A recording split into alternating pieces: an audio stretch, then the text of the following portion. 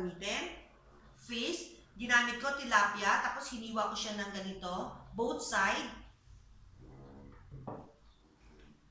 Sugar, cooking wine, ginger, soy sauce, black vinegar, pork. Yung pork ang ginawa ko guys, prinito ko na siya.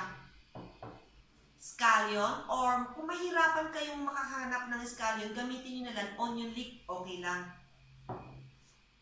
Cornstarch, carrots, at gagamitin tayo ng oil. Guys, ang late ng oil ko, di ba? Okay, itong ating mga gagamitin sa ating gagawing pagluluto. O ngayon, mag-proceed na tayo sa pagluluto. Ang ginawa ko, nagpainit na ako ng kawali, tapos ilalagay ko muna yung ating ginger. Pagkatapos, nilalagay ko na yung ating oil.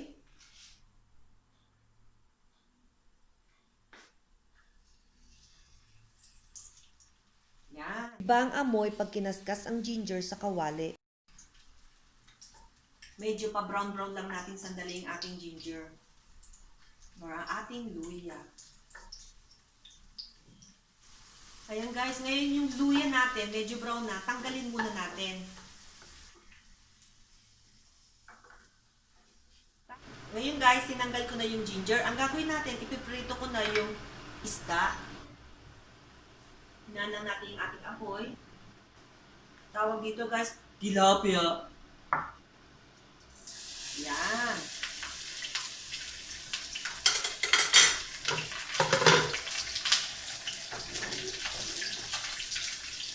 Ito na ang ating isda na prito na. So, ang next natin gawin, ibalik na natin itong luya. Tapos, lagyan na natin mga sangkap. Lagyan na muna natin yung carrots.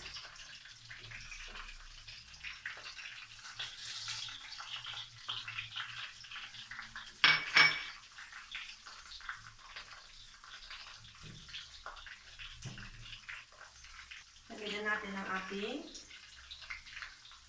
black vinegar.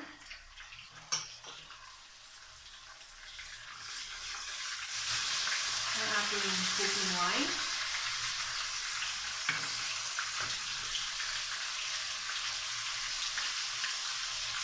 Sugar.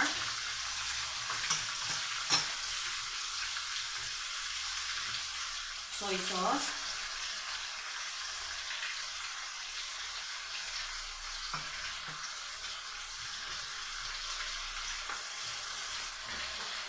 Scallion.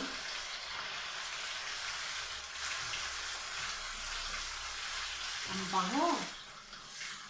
Tapos guys, lagay din tayo ng konting tubig. Yung pork guys, hindi ko nang nilagay kasi luto na siyang dati. Hindi natin lalagay itong ating pork. Yan. Nakatulong yung pork natin sa sarap. Ayan. Ngayon guys, luto na ang ating Chinese braised fish. Okay, transfer ko na lang ito. So, eto na ang ating Chinese braised fish.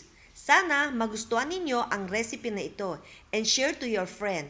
Hanggang sa susunod kong video, magkita-kita tayo. Salamat! Okay, God bless!